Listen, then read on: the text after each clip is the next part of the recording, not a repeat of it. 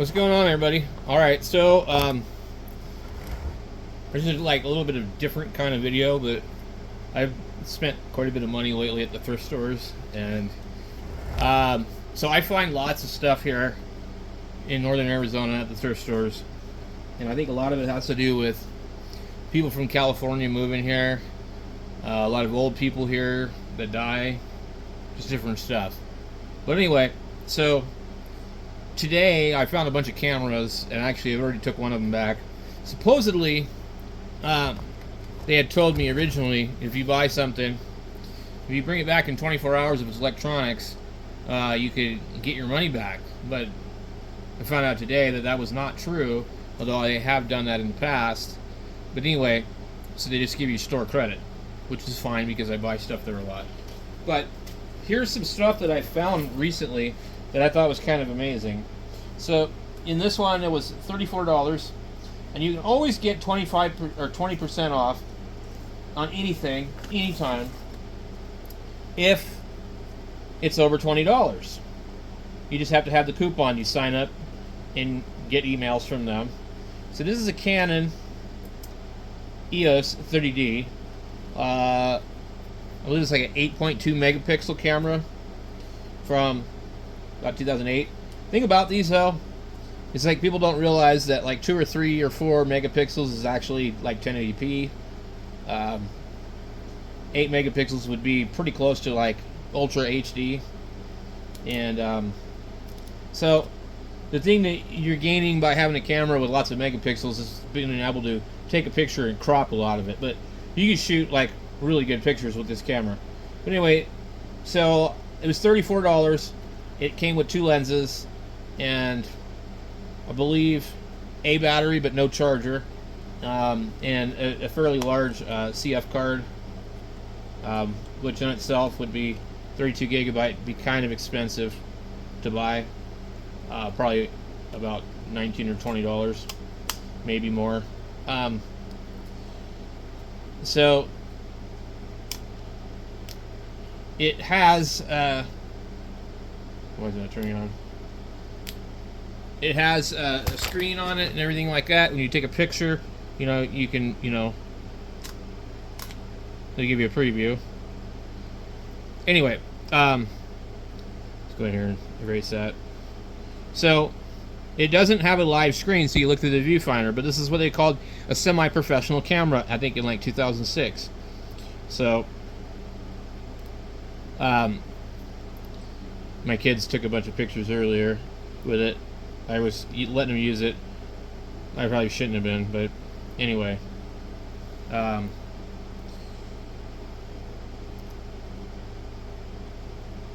So it takes pretty good pictures. There's a picture of a picture, you know. I mean, whatever. So this is one of the cool things I bought, and I had got like batteries and a charger for it for like, I don't know, $15 or something like that. And then it was basically like, now I had a way to charge it, you know, and get it to work and all this cool stuff. But I mean, like, it really takes good pictures of like outdoor stuff. I was going to show you guys the sunset pictures I had taken on it. I'm trying to find them really quick here. I've got to go through this thing and get rid of some of the other pictures that weren't really like good. So here's one here. So it's still a really good camera by today's standard.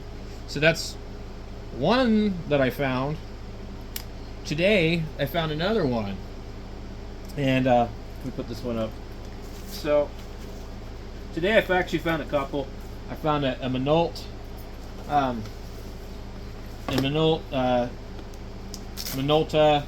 Konica. I actually took it back. It was really overpriced. It was like $49. Anyway, it was from 2005. It was kind of cool, but what I noticed is the plastic and the rubber on the camera was kind of like brittle and gummy. So we got this one. I took the tag off of it, but it was $24.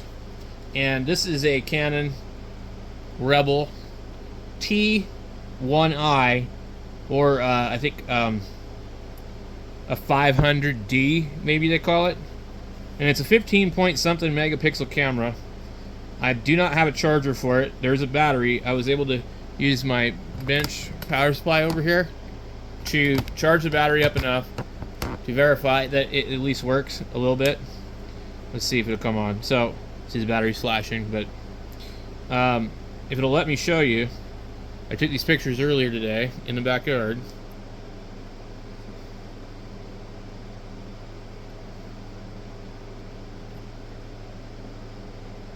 I mean, they're like, you know, just click, click, click.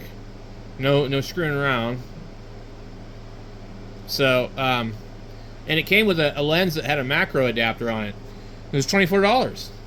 So, and I've already got a lot of Canon stuff, so I was like, sweet, I'll buy it. So, it also has sensor cleaning. I just shut it off and it said sensor cleaning. So, it's a nice kind of like, similar to my T7 Rebel, you know? So it's kind of a cool camera. And when my kids get older, you know, and they don't break stuff all the time, maybe I'll let, you know, one of them have it. But until then, I'll just use it to play around with. So, we got that. See, a couple days ago, I found this for $5. It's a older Ryobi orbital jigsaw. And it didn't have a battery or anything. There actually happened to be another Ryobi in the store with a really, really old nickel-cadmium battery, and I was able to, you know, see that it did turn on, so I got it home. It's just got like a little rust and corrosion here, but it's completely orbital. You have that safety crap. Here's the full orbital. So these are really handy to have, and apparently it takes either T-shank or the old school style blades, and you just lock right in here, so that was pretty cool. $5.49. Like, I have found so much good stuff at that store, like, that I would not be able to afford otherwise. Here's another example.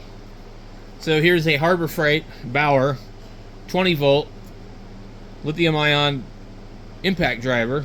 It's brush, not brushless, and I don't know about you guys, but I've done my homework, and I do not like brushless motors. And there's a bunch of reasons for that, but I'm not going to get into a debate like that. But the brush motors usually do not wear out. They usually don't die. They don't usually burn up the driver board in the back. And they just generally last forever. And if they do go bad, you can usually replace the brushes. Or it's going to be something else that will happen where, you know, something mechanical. And these are supposed to be pretty robust. It's got a big, huge metal snout on it, which is better than... It's got a better feel than my Ryobi. It really reminds me of DeWalt. It's torquey. Look, it wants to jump out of my hand. And so I had to buy... Either you buy this battery... I bought one for $17, and it wouldn't fully charge. It wasn't lighting up all these lights. So I let it charge all night. You know, it worked, but I ended up taking it back. And I thought, well, that was a used battery from Harbor Freight where I was a customer return, you know. Usually customers return stuff because there's something wrong with it. But Harbor Freight attempted to resell it for $17, which I thought was a fair price if it was good. But it wasn't. So I thought, you can buy this battery for $29 and you don't get a charger or anything like that. Now, I bought also, with this, I bought the charger, which I'm not sure if it's actually good, but Harbor Freight sells these for $29 by themselves. And so, if you buy tools from Harbor Freight individually, and you don't ever buy a kit, you will have to buy one of those. And a lot of people actually do that because they don't want this 1.5 amp hour battery.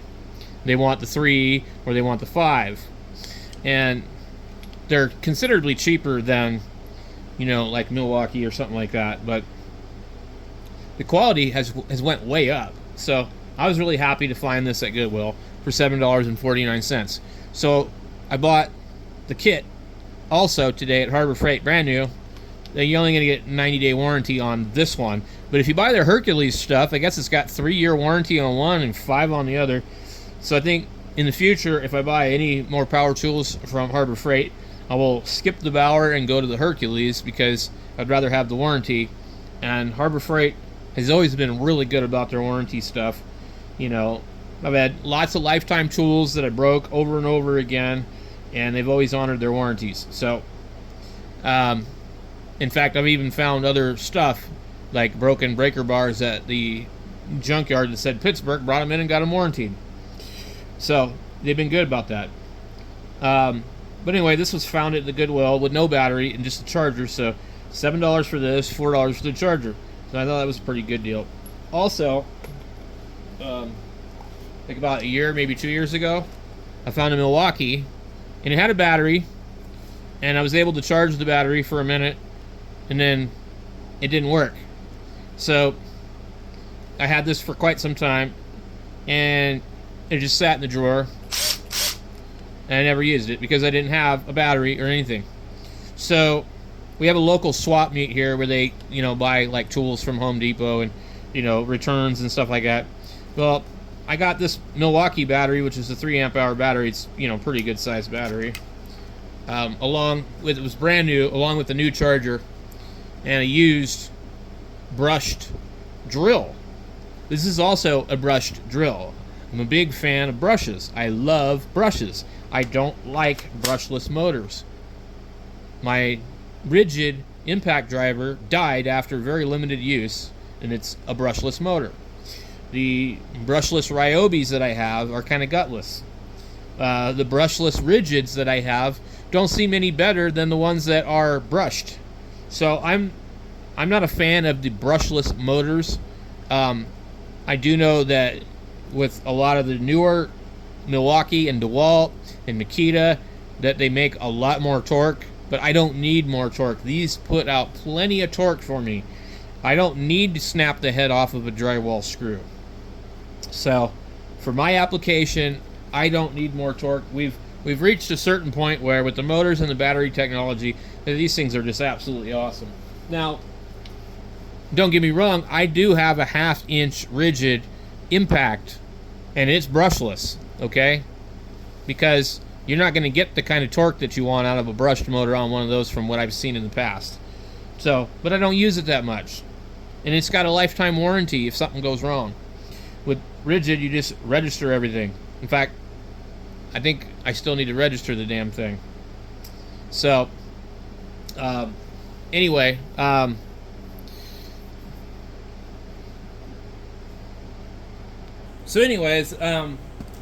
I found lots of cool stuff like that at the Goodwill. I found lots of Ryobi batteries. A couple of them you had to jump the cells and take them apart to get them to work.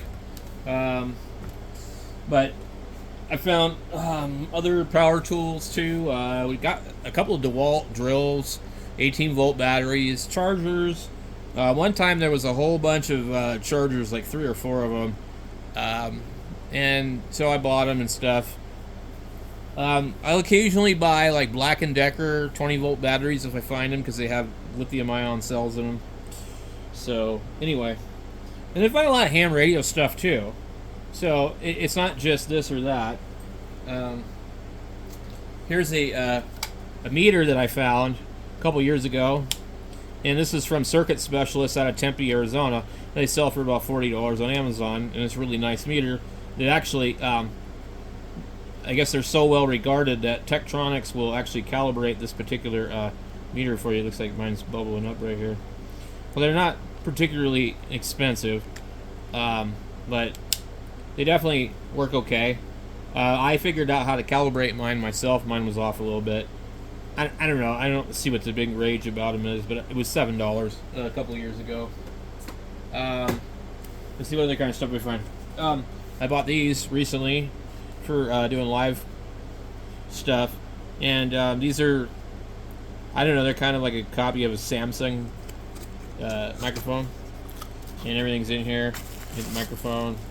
It doesn't have a switch or anything like that on it. It's kind of El Cheapo 5-core. I guess these are popular or something according to them. Anyway, so I've got a mixer and a Scarlett audio thing, and I do a lot of guitar stuff. But it has a microphone, It has a pouch, it has a cord, it has a microphone clip. I mean, like, you can't touch that for $6. So there was 2 of them when I bought them. Let's see what else did I get lately. These headphones, they're Bluetooth and they have USB-C. And I believe if you just plug a double cord in here, you can just like listen to them. You get a microphone, and they're gaming headphones, but they're really nice, and they're $6.49. So I bought those. Today I found a bunch of ham radio stuff at the other store, and here's a Kenwood microphone, which I think will fit my old Kenwood 2-meter radio. It's got this noise canceling switch on it, which seems to be just some kind of mechanical thing. Noise canceling or normal. And the Kenwood has a 4-pin, so this is kind of cool to find, because I'm pretty sure it's going to fit it. It looks like it's from that time period. And then I found an ICOM HM12 microphone that works on my 756 Pro, 746 Pro. I mean, it'll even work on a 7300. So, get that. And then I like to find these Wi-Fi extenders and different, like, really high-quality routers. And I'll buy those and do stuff with them.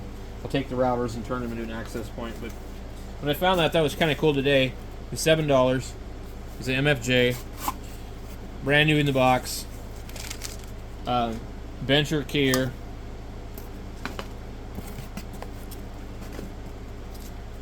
So it's a Bencher keyer with the MFJ pace setter on it. For you CW fans. I've got another one of these, but it doesn't look this nice. And it is really, really beat up. These take this goofy little thing here, or a 9-volt battery. But this is in really nice shape. So these are about $140, $150 new, and I think that the Bencher keyer is probably worth more than the MFJ part. I think if you take this part off of it, and where it says Bencher here, you're good to go. You sell it, somebody will be happy. These legs, I don't know why they keep wanting to come undone. Anyway, I was like, wow, that's pretty cool. So, and I found that today, and I found the cameras and some other stuff. I've found some other interesting stuff over the years. I found 50 feet of ABR Industries coax cable, G5RVs, a Slinky antenna, an end-fed half-wave transformer, which was a really highly regarded one that I used for my portable work. It works pretty good. I found a QRP web SDR rack mount home built kind of computer based transceiver for $7 or $14, something like that. I can't remember now. So I have found lots of really cool stuff. I mean, this isn't even the beginning of it. It's just like what I'm showing you that I found like recently, and then a few other things. But anyway, it's pretty interesting here, and I'm glad that we have all this cool stuff, because a lot of it I just wouldn't be able to afford. You know, I'm not making enough money doing what I'm doing, and you know, so times are getting kind of funky. Anyway, we'll catch you guys later. Thank you for watching.